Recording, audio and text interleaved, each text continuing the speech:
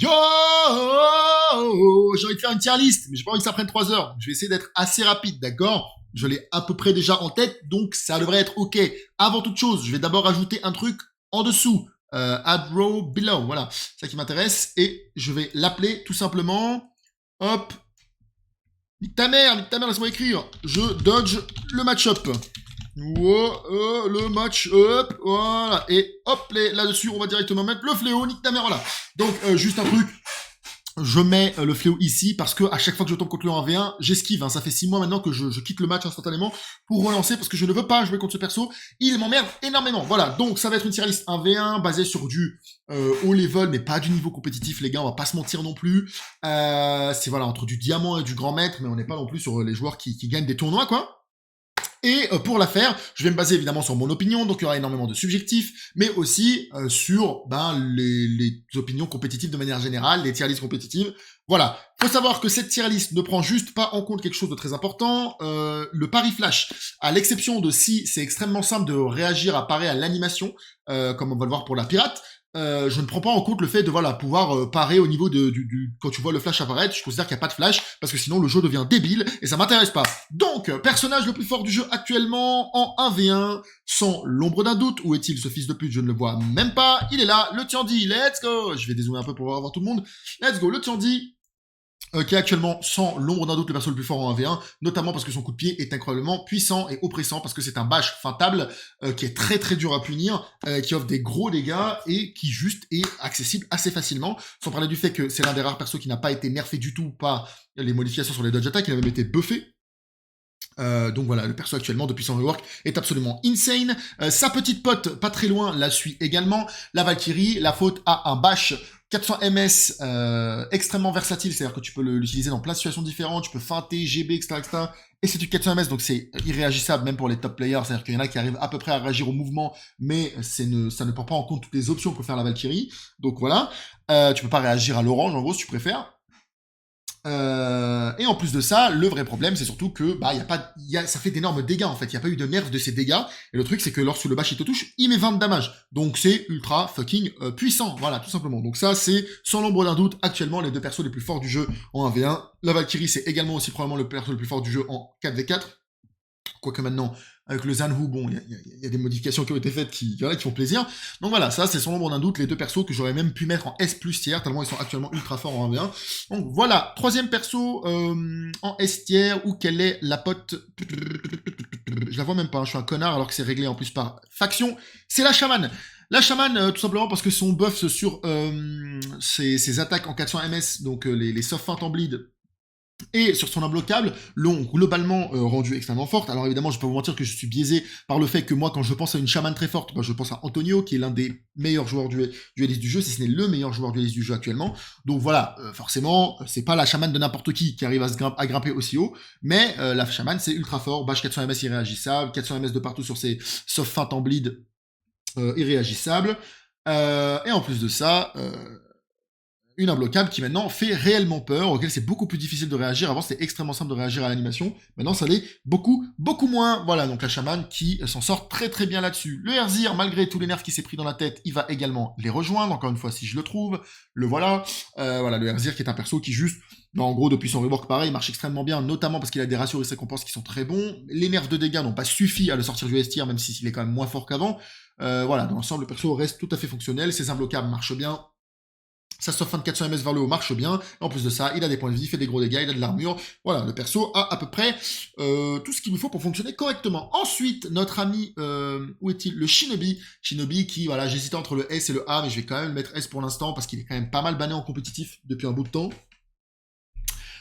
Donc le Shinobi juste qui marche bien parce qu'il a des très bons mix-up, il a pas mal de frame advantage, il fait peur et juste ça marche bien tout simplement. Et il a pas mal de mobilité aussi, ses deflects font super mal et sont pas tout le temps punissables, ce qui est assez surprenant. Maintenant je pense que le nerf des dodge attack, des dodge bash l'a un petit peu affecté, mais pour le coup c'est pas pour me déplaire non plus. Donc voilà, j'hésite entre le A et le S. Mais voilà, dans le doute, je vais le laisser S tier. Il y a un monde où en réalité il est A tier, mais je trouve qu'il est plus beau, qu'il a plus sa place en S tier. Ensuite, Où est-ce qu'il est, où est-ce qu'il est, où est-ce qu'il est notre dernier joueur S tier, c'est le Jormungandr sous son rework, tout simplement parce qu'il, pour exactement les mêmes raisons en fait que lui là, que son ami le Tiandi, simplement parce que voilà, il a un bash qui fait 30 de damage, tu l'esquives, tu peux pas avoir de GB, bon alors, il est pas aussi safe que le sien par contre, hein, parce qu'une dodge attack ça punit quasiment à chaque fois, sauf si elle est trop lente et du coup je peux te lâcher un truc sous armure, mais bon voilà quoi.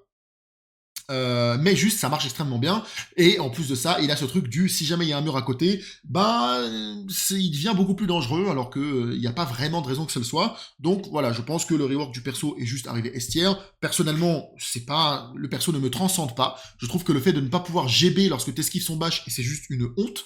Pour le Tiandi, je trouvais ça un peu moins choquant parce qu'il faisait 24 de dégâts et que c'était pas non plus le truc le plus simple à accéder parce qu'il avait pas d'armure sur ses lourds opener et tout. Mais pour lui, il n'y a aucune raison. Hein. Vraiment, 30 de damage, mon frère. Normalement, si je t'esquive, je te mets un GB. Fin. Il ne devrait pas y avoir de débat là-dessus. Si tu dépasses les 25 de dégâts, frérot, je te mets un bash. Je te mets un GB, en fait. Il n'y a pas à tergiverser là-dessus pour moi. Voilà. Donc ça, c'était pour le S tier. Ensuite, en A tier, on va retrouver, où est-ce qu'il est, le poteau Zanou. Oula, pas en S tier, mon pote. En A tier. Sûrement parce qu'il est devenu absolument incroyable après le changement des dodges. De toute façon, je l'avais prédit, c'était déjà le cas en testing ground, mais apparemment il est un peu passé sous les radars. Le perso est juste devenu insane parce que ces dodge attack maintenant bidirectionnel 400 ms, et ben c'est des vrais dodge attack dans le sens où tu peux pas fin de GB pour l'avoir s'il décide de dodge attack. Donc du coup il est devenu ultra fucking oppressant. T'es obligé de faire un read sur la moindre de ces dodge attack et il peut l'utiliser tout le temps. C'est ultra fucking fort. Et en plus de ça, ben avec le récent buff de ses dégâts sur son imbloquable, de la soft feint aussi sur son imbloquable qu'il a maintenant alors qu'avant il l'avait pas. Tout ça, et le perso marche juste très très bien, et je pense qu'actuellement, il a complètement sa place en A tier. Voilà, tout simplement. Ensuite, notre poteau, l'émissaire, garde sa position en A tier, puisqu'il n'a pas été nerfé par les changements sur les dodge attack, il a même été buffé. Un petit peu, on va dire, des fois tu peux... C'est un peu plus facile de le mettre maintenant en GB, mais t'as compris, c'est pas très grave. Sur son chauffe, j'entends.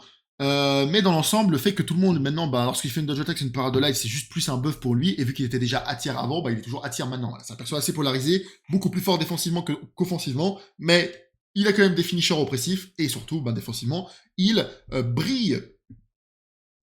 Ensuite, notre ami Aramusha, qui avant était S tier, j'ai décidé personnellement de le passer A tier, parce que le nerf de ses dodge attack, pour moi, a été suffisamment lourd pour le faire descendre d'un cran, tout simplement. J'ai jamais trouvé que c'est un perso qui avait trop sa place en S tier, mais je faisais confiance aux joueurs compétitifs. Mais maintenant que ces dodge attacks sont devenus des parades de light, je pense honnêtement que le perso est moins viable en 1v1, donc je décide de le descendre d'un cran pour le mettre en A tier. Ensuite, pour l'accompagner, on va mettre le Shaolin.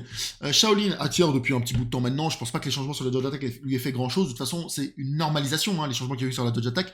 Donc dire qu'un perso est devenu plus faible avec le nerf de dodge attack, c'est un fait. Mais dans tous les cas, tous les persos maintenant sont comme lui, donc pas de raison que le perso ne reste pas à tiers pour autant, parce que il a des mix-ups qui fonctionnent, il a un mix-up de fin de chaîne qui est dur d'accès, mais qui est pas facilement punissable. Il a un mix-up mid-chain, pareil, si jamais tu veux lourdement le punir, il faut que tu read est-ce qu'il va laisser partir la light ou pas derrière, et si jamais il te touche, ça fait 20 de damage, qui n'est pas rien. Donc voilà, la raison pour laquelle c'est pas aussi fort qu'une Valkyrie, c'est parce que le Shaolin, lui, l'accès à son bash est plus compliqué quand même. Il faut qu'il arrive à t'ouvrir un minimum, alors que la Valkyrie, elle peut dasher, et en plus de ça, a des options défensives avec son truc, alors que lui ne l'a pas. Ensuite, pour continuer dans le A tier, on va mettre le Berserker qui fonctionne très bien depuis un bout de temps et qui n'a pas du tout été affecté par les changements sur la dodge attack parce que sa dodge attack était déjà une light. Donc maintenant, voilà. Ah oui, accessoirement, le Shaolin était un petit peu buffé parce que maintenant, ses inesquivables marchent mieux, vu que personne n'a de garde lorsqu'il dodge. Du coup, pour le Berserker, voilà, le perso juste marche bien, 400 ms tridirectionnel après feinte et en combo. Donc ça marche extrêmement bien, avec des imbloquables en plus et de l'armure partout pour rester oppressif. Donc voilà, c'est juste un perso qui fonctionne, ça fait un bout de temps maintenant qu'il fonctionne, c'est pas une surprise qu'il soit là. Il n'a pas été grandement modifié, mais il est pas faible. En plus de ça, il n'a pas arrêté de recevoir des petits ajustements de quality of life, comme on dit, comme par exemple la range de ses inesquivables, la capacité à continuer de taper même si jamais tu whiffes plus et tout. Pardon, pas de inesquivable, mais c'est l'attaque dashée, je sais pas pourquoi j'ai dit inesquivable. Voilà, donc le perso se fait légèrement buffer par-ci par-là, et ça lui permet de lui garder la tête au-dessus de l'eau. Donc c'est tout à fait ok. Ensuite, pour l'accompagner, on va mettre le Kyoshin. Kyoshin, qui est un personnage qui a également été buffé comme le Shaolin, parce que ses inesquivables maintenant touchent plus souvent, et qui dans l'ensemble a toujours plus ou moins bien marché, notamment parce que défensivement, c'est un perso qui est très fort, avec son full block qui est accessible depuis depuis un blocage qui permet pas mal d'interrompre les combos. S'il n'y a pas d'armure, qui permet de bloquer des lights en 400 ms sans avoir besoin de faire de read. Le tout ajouté à, de manière générale, un mix-up qui fonctionne correctement. C'est-à-dire le mix-up bash et tout marche bien. Il n'est pas tout le temps ultra lourdement punissable.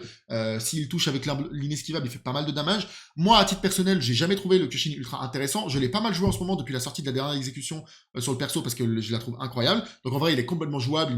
En vrai, il marche correctement. Ce que je trouve un petit peu dommage personnellement sur le Kyushin, c'est que le perso, je l'aurais aimé qu'il soit beaucoup plus offensif. C'est-à-dire qu'il puisse vraiment t'enchaîner avec les Fujin Cuts et que ça fasse plus de damage et que derrière il puisse continuer de taper, qu'il ait réaccès peut-être à son bash en sortant de Fujin Cuts. Peut-être qu'il ait réaccès à une imbloquable derrière et tout. Voilà, j'aurais voulu un personnage beaucoup plus nerveux et beaucoup plus offensif, mais au final, on est plus sur un perso relativement défensif avec un bon mix-up offensif, mais qui n'est pas tout le temps ultra facile d'accès, parce que l'un des gros défauts du Kyushin, c'est qu'il n'a pas de très bons openers, son bash sur dash avant étant réagissable plutôt facilement. Mais dans l'ensemble, le perso marche quand même. C'est pas parce que je l'aime pas trop que c'est pas parce que je l'aurais aimé plus offensif que le perso marche pas.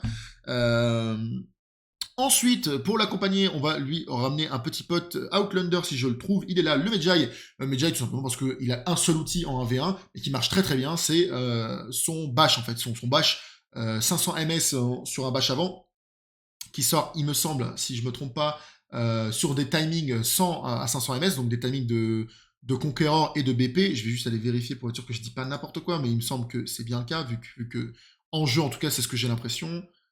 Speed 500 ms, voilà, input Windows 100 ou 500 ms, donc c'est un bash rapide sur un input, sur une fenêtre d'input rapide, ce qui le rend très difficile à réagir, parce qu'il faut bien comprendre que là, lorsque c'est écrit input Windows 100 à 500 ms, ce que ça veut dire, c'est que les 100 premiers ms, si jamais tu buffers à 100% ton bash, tu ne les vois pas, parce qu'en fait, le CCU supprime 100 ms des inputs de ton adversaire. Donc en gros, lui, si jamais il fait dash avant bash le plus vite possible, c'est-à-dire qu'il va faire dash avant pendant 100 ms, puis bash directement derrière, et ben, toi, les 100 ms de dodge avant, tu vas pas les voir. Ce qui fait que tu as l'impression que le bash sort en neutral, et ce qui fait que c'est ultra fort, surtout parce que notre ami Medjay, il a tout simplement tout simplement un recovery de zinzin mental sur ce bash, qui fait que c'est ultra dur de le punir. Parfois, même avec des dodge attaques rapides, le mec va te bloquer. Donc voilà, c'est juste ultra fort, et juste à cause de ça, ça lui permet de complètement s'en sortir correctement à haut level en A tiers. Parce que voilà, il te spam de ça, et en vrai, s'il joue bien, il n'y a pas grand chose d'autre que tu puisses faire à côté, quoi. Ensuite, pour continuer, on va lui mettre le pote Jang Jun, qui, voilà, n'a pas été non plus nerfé par les dodge attack, le nerf sur les dodge attack, et qui dans l'ensemble marche à peu près ok. Il manque d'opener, il manque de réelle façon de continuer d'attaquer. Il est pas très oppressant comme perso, mais il a des imbloquables sur imbloquables qui, lorsque tu tombes en boucle dans le mix-up, c'est-à-dire que tu te trompes et il te GB et tout, et ben ça peut te faire très très mal et te terminer très très vite. Donc c'est un seul mix-up, mais qui marche très correctement, avec en plus des punishes de manière générale qui sont plutôt ok, notamment s'il y a un mur derrière toi, notamment si t'as plus d'endurance. C'est un perso qui peut très bien fonctionner et qui est surtout très évasif avec ses dodges, il peut vraiment t'esquiver 14 mix-up à la fois. Donc si t'aimes beaucoup attaquer, mais que t'as pas d'inesquivable et que voilà, t'as la flemme de juste mettre des fins de GB, bah, c'est un perso qui peut être assez insupportable à jouer contre et qui marche plutôt bien en termes d'offense, donc c'est ok. Bon, moi je trouve pas que le perso soit ultra complexe, c'est un petit peu dommage, mais c'est toujours jouissif lorsque tu es dans les bons timings avec, c'est-à-dire lorsque tu arrives à comprendre le rythme du combat de ton adversaire et que tu arrives vraiment à taper au bon moment, esquiver au bon moment, même sortir ta posture secrète au bon moment, ça fait toujours ultra fucking plaisir. Pour conclure ce A tier, on va rajouter 3 persos, à savoir notre ami, où est-ce qu'il est Gladiateur qui fonctionne seulement parce que je pars du fait que tu ne peux pas réagir à l'imbloquable. À partir du moment où tu peux réagir à l'imbloquable, ça devient plus dur pour le gladiateur. Mais dans l'ensemble, c'est un perso qui est assez oppressant parce qu'il a beaucoup d'options à pas mal d'endroits dans son kit, ce qui fait qu'il faut toujours que tu restes très alerte. Il faut toujours que tu saches que là, il peut mettre une lourde, là, il peut mettre une light, là, il peut mettre ce bash là, il peut mettre ce bash là, il peut mettre différents types de bash. Il peut juste backward light et partir sur son imbloquable. Il peut dash avant, coup de poing, il peut dash côté coup de poing. Donc le nerf de son dodge côté coup de poing pour moi est bienvenu parce que je trouvais ça insupportable de battre contre des gladiateurs qui faisaient que ça. Maintenant, c'est vrai que d'un point de vue 100% objectif, ça reste un petit peu débile de pouvoir lui mettre un GB dessus, parce que de base, lui, ça ne lui permettait pas de mettre des dégâts. Mais voilà, si ça permet d'éviter de tomber en boucle contre des gladiateurs qui font que dodge coup de poing, parce qu'ils savent que c'est ultra efficace pour juste arrêter un combo, hein, même pas pour te faire des dégâts, mais c'est juste que ça t'empêche de te continuer d'attaquer, bah ça me va. Je pense pas que ça le nerf plus que ça, vraiment. Donc voilà, et en plus de ça, la raison pour laquelle surtout il est aussi haut en A tier, qu'il est aussi dans cette tier list, c'est parce que il a des punish qui quand même sont assez stupides, hein. C'est-à-dire que si jamais tu tombes dans, t'as pas d'endurance ou un truc du style et tu tombes dans un de ces mix-up, mon pote il va te mettre au sol, t'empaler, te jeter contre un mur, te mettre une lourde, enfin, il fait des dégâts à base de 70, je crois qu'il a des énormes punish. Je vais aller vérifier ces nombres, où il est notre ami le gladiateur. Confirme d'attaque, max punishes. Voilà, il y a les max punish à 44 de damage. Type of punish, blablabla. OSS Paris, 53 de damage. World throw, OSS throw, 44 de damage. Voilà, il a des punish qui font plutôt mal au cul. Opponent out of lock. Il peut mettre des 54 et tout. Bon, là, ça arrivera pas en V1, mais t'as compris. 74 si jamais tu n'as pas d'endurance et qu'il te met un square, donc il t'arrive à te planter, il te met 2 bleeds, puis il te jette, il te met lourd into lourd, ça fait super fucking mal. Voilà, le perso il s'en sort pas mal du tout à cause de ça notamment, hein. C'est-à-dire que c'est pas un perso qui est ultra fort en soi, mais qui putain de merde, qu'est-ce qui peut faire mal des fois lorsque tu tombes dans ces pièges, quoi. Ensuite, Spadassin parce que c'est juste un personnage qui marche. Pareil, elle s'est fait nerfer au niveau de ses dodge attack parce qu'elle, du coup, c'est devenu des parades de light. Mais je pense pas que ce soit suffisant pour dire que le perso sort du A tier parce qu'en fait, bah, tous les persos ont été normalisés en fait. Donc c'est pas particulièrement plus grave pour elle que pour les autres. Le perso dans l'ensemble marche bien avec beaucoup de pression, beaucoup de frame advantage, pas mal de damage. Les damages sur le perso sont plutôt très élevés. Donc des mix-ups qui marchent avec des imbloquables, avec des soft feintes en GB qui empêchent notamment de se faire parer des lights. Si jamais tu fais lourd fin de GB, tu peux choper des tentatives de parade de light très early. Bref, le 400 ms top bleed marche également très bien. Donc voilà, dans l'ensemble, juste le perso fonctionne tout simplement.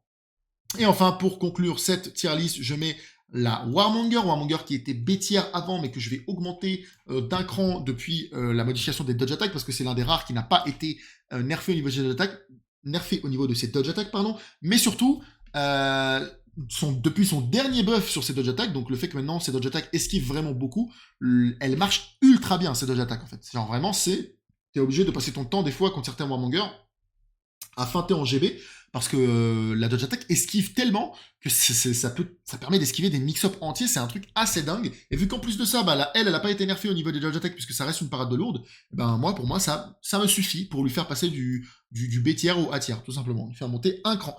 Ensuite, au niveau du B tier, l'Orochi, parce que, grosso merdo, lorsque tu arrives à haut level, le mix-up principal marche plus trop. Le coup de pied devient relativement réagissable, le Stormrush pareil, et quand tu tombes contre les mobs, enfin les joueurs qui sont au-dessus de toi dans cette tier list, ben ça peut être assez oppressant, notamment contre Warmonger, notamment contre comment ça s'appelle, émissaires qui peuvent te lâcher des paris punish de zinzin. L'Orochi, t'as un peu l'impression d'avoir plus que ton imbloquable dans ton kit, quoi. Et c'est un petit peu dommage, mais voilà, j'exagère, c'est rare non plus de tomber sur quelqu'un qui est ultra consistant sur la réaction de ces trucs-là. Donc en vrai, ça marche correctement, l'imbloquable marche aussi. Donc voilà, pourquoi pas. Ensuite, Sentinelle, tout simplement parce que c'est une version un peu nerfée selon moi du Warmonger. La Sentinelle, c'est un perso qui peut très honnêtement très bien fonctionner. Très récemment, j'ai placé un compte en GM et je suis tombé contre le top 1 GM. Bon alors c'est le début de la saison, donc ça vaut moins que la fin de la saison, vous avez compris. Mais le top 1 GM, en tout cas en ce début de saison, qui s'appelle Gladiator quelque chose sur PC je crois. Il jouait Sentinelle notamment.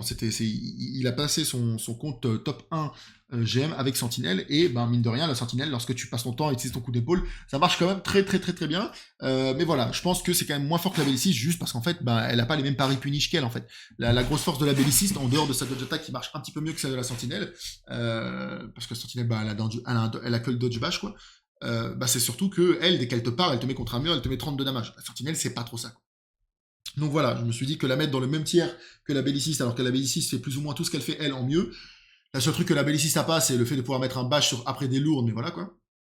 Je me suis dit que ça lui allait mieux d'être B tiers, tout simplement. Ensuite, on va continuer avec le BP. BP qui est un personnage qui était très fort à une époque, qui était complètement S tier à l'époque où le Conqueror était S tier, où la Sentinelle était S tier, où le Jarl, la PK était S tier aussi.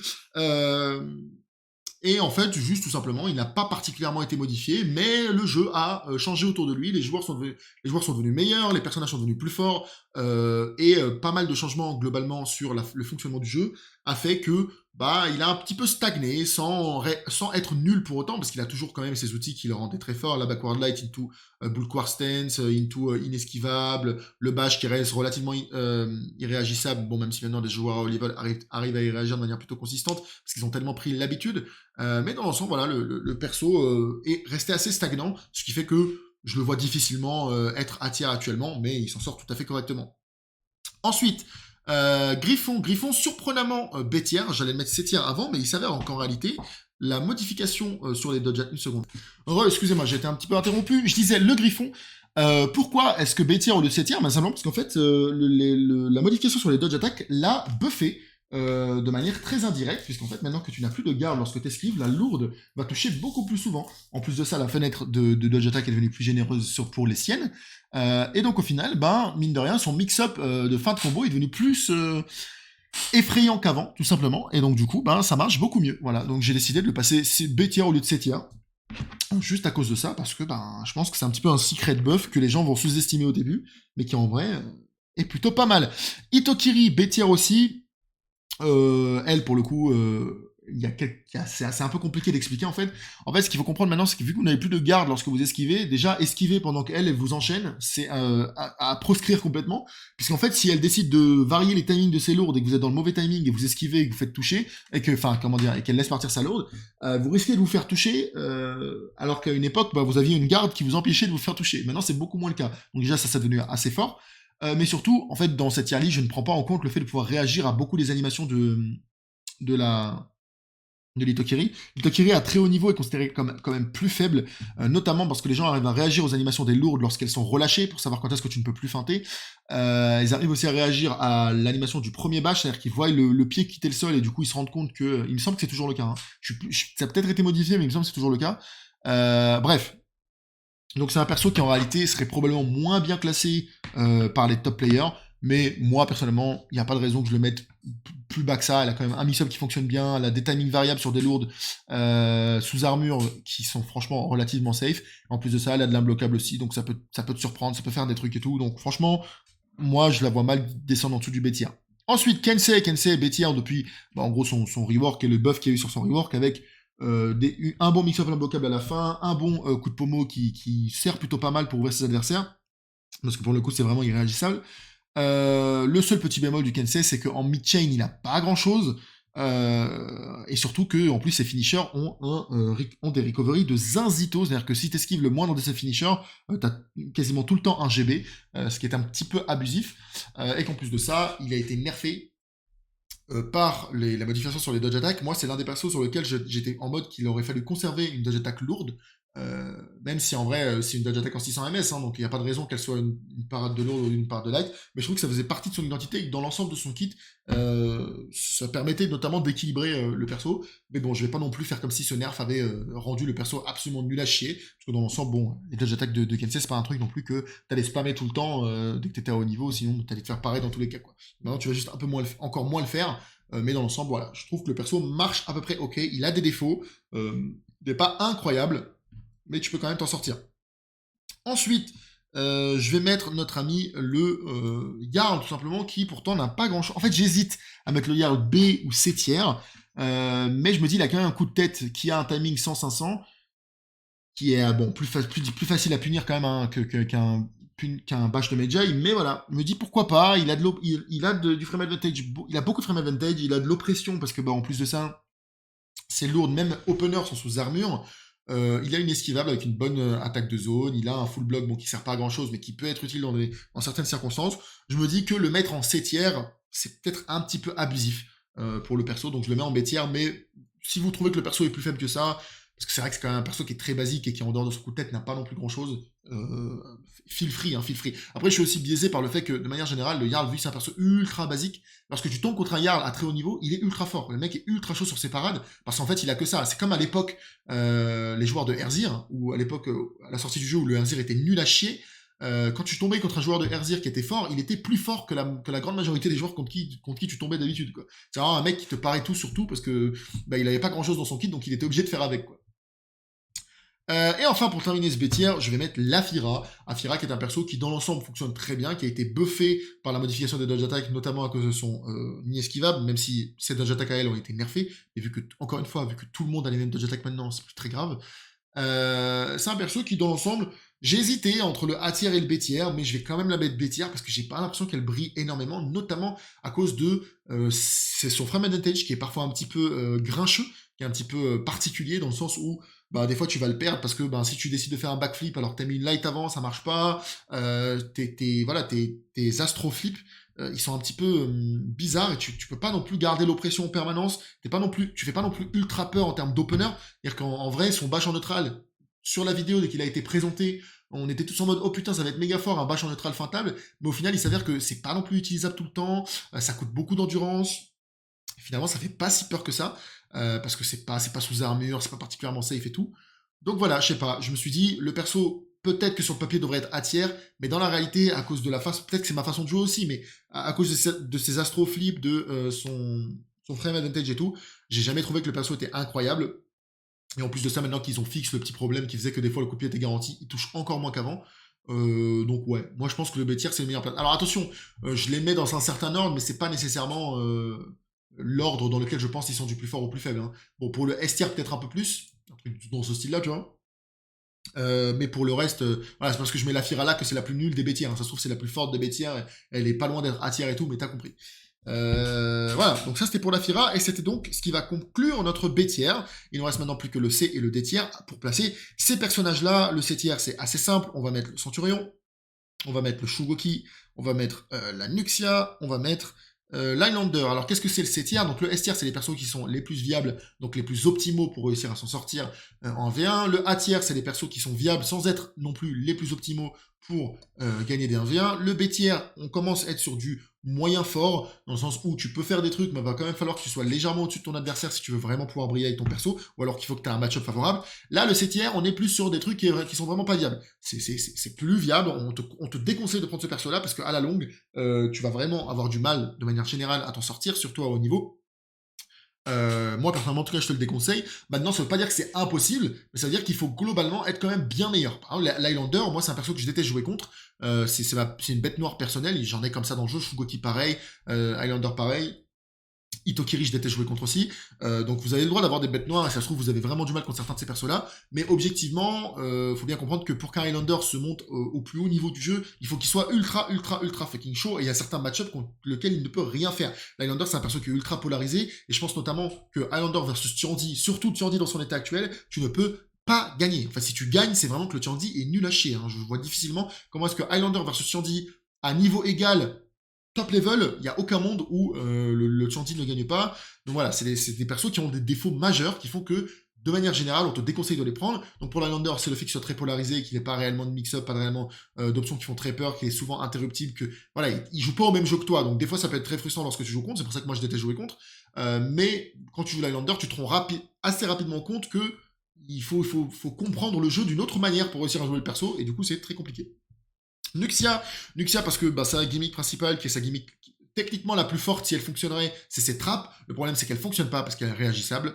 Donc, parce qu'ils sont réagissables, donc tout ce qui lui reste, c'est des lights en 400 ms qui font 9 de damage. Alors, ok, pourquoi pas. À une époque, la Nuxia, dans ce même état, aurait été A tier, mais le problème, c'est que maintenant, bah, le 400 ms et les mix-up ultra efficaces et qui font ultra mal, c'est beaucoup plus monnaie courante qu'avant. Avant, il y a eu une époque où tu pouvais dire la Nuxia, elle est viable juste à cause de ses lights, parce que bah, personne n'avait de double light 400 ms qui suivait tridirectionnel. Maintenant, bon, c'est beaucoup plus difficile de faire ce constat, quoi.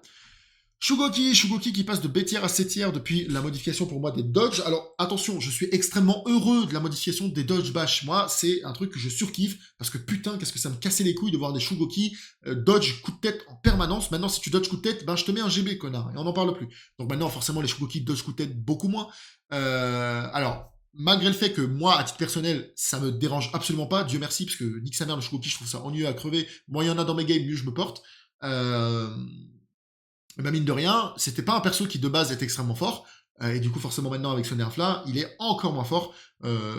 donc je suis obligé, en bonne conscience, hein, de le mettre 7 sinon je serais juste hypocrite de dire que le perso reste fort, parce qu'en vrai il est vraiment beaucoup moins. Son seul réel mix-up, bah maintenant c'est vraiment son coup de tête quoi. Bon, il reste safe, il reste chiant à jouer contre parce qu'il a de l'armure sur des timings variables lourdes et il a de l'imbloquable et tout, mais dans l'ensemble, bon, c'est un perso qui, il faut quand même qu'il se démène un peu plus pour réussir à faire quoi que ce soit, comparé à tous les autres persos au-dessus de lui dans cette liste. Et enfin, Centurion qui aurait été bêtière selon moi, s'il n'avait pas été modifié au niveau de ses timings de bash. Mais malheureusement, ça a été le cas. Alors, je vous avoue ne pas trop avoir compris le délire de la modification du timing de son bash. Autant je suis assez fan du bash qui sort beaucoup plus vite, ça c'est cool, mais je suis pas fan du fait que le timing entre le bash 1 et le bash 3 soit aussi long, parce que bah, maintenant il y a des situations où tu vas feinter un bash, tu vas mettre un GB, le mec a esquivé, mais il a eu le temps de recovery de l'esquive et de contrer GB. Des fois, il y a un mec qui va esquiver ultra early, puis ensuite il va réesquiver, ça va esquiver les deux timings. Donc tu vas être un peu en mode, ok, what the fuck, c'est très très bizarre. Donc je sais pas, je trouve que la modification sur le timing de son coup de poing a été fait un petit peu à la va-vite, et qu'il y a plein de situations où maintenant c'est devenu très bizarre de jouer le perso. Donc vu qu'il était B-tier avant, à cause de ça, je l'ai mis C-tier. Et enfin, pour terminer, les deux personnages D-tier du jeu, en 1v1 selon moi actuellement, sont la Nobushi et la pirate. La Nobushi pour une raison extrêmement simple, tout dans son kit est réagissable, il n'y a rien qui fait réellement peur, tu peux te faire surprendre de temps en temps, tu peux esquiver trop tôt, par-ci par-là, mais de manière générale, si tu as un bon level et que je te fais combattre 100 fois contre une Nobushi de ton level, si tu te concentres, il n'y a pas de raison pour que tu gagnes pas 70-80% des games, simplement parce que tout est réagissable en fait. Les lights c'est réagissable, les lourds c'est réagissable, le coup de pied c'est réagissable, donc elle n'a pas réellement de mix-up. Donc tout ce qu'elle peut faire, bah, c'est essayer de se défendre, et en termes de défense, elle n'est pas particulièrement plus forte que d'autres persos. Elle n'a pas des punishes de zinzin. Le seul outil un peu sympa dans son kit en termes défensifs, c'est l'Hidden Stance, parce que ça veut dire que certains bash à timing variable, tu peux les esquiver 2 fois, notamment, je sais pas, Sentinelle, Warmonger et tout. Mais c'est des spécificités de match-up beaucoup trop rares, à mon sens, pour que je la mette en bonne conscience au-dessus du D-tier, tout le reste de son kit étant nul à chier. Le perso est trop faible. Et enfin, la pirate. Pirate, c'est un petit peu un vote de cœur et d'envie. En plus des problèmes qu'a le perso, simplement parce que ben, la pirate, c'est un perso qui, à sa sortie, était pour moi A tiers, c'est-à-dire rien de bien particulièrement OP, du moins en 1v1, et qui malheureusement, suite à des plaintes sur plaintes sur plaintes sur plaintes de milliers de joueurs nuls à chier, et ben elle s'est retrouvée à se faire casser les jambes en boucle, patch après patch.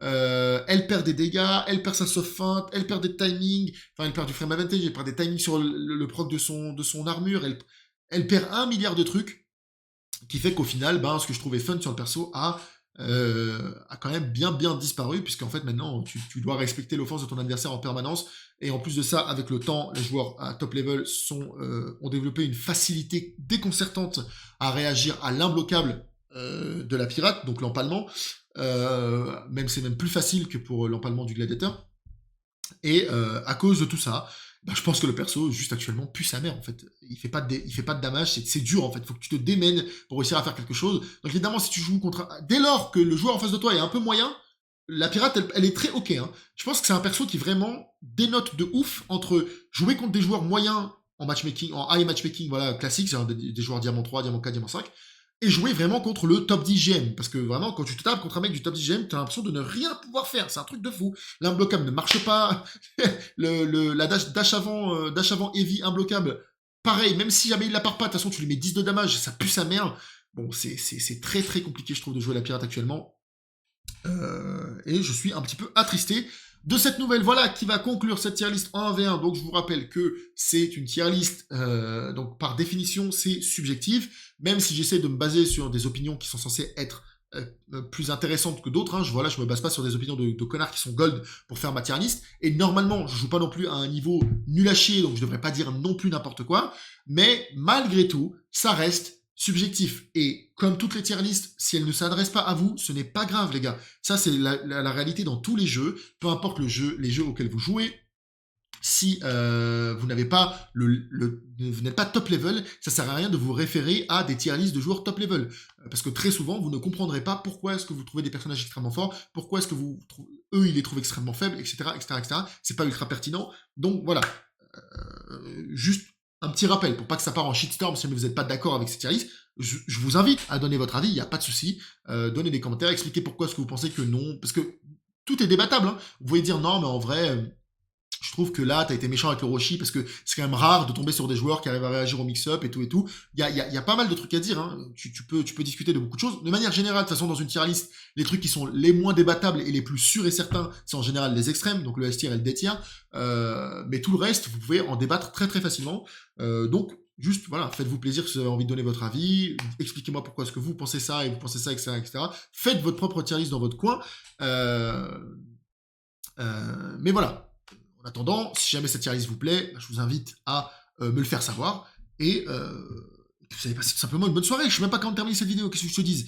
Voilà, il est 17h41. Bonne soirée, bonne app. Voilà. Si jamais vous êtes vraiment en désaccord avec cette tier list en mode mais il dit n'importe quoi, bah insultez-moi et puis je vous insulterai en retour. Tout simplement. Bisous.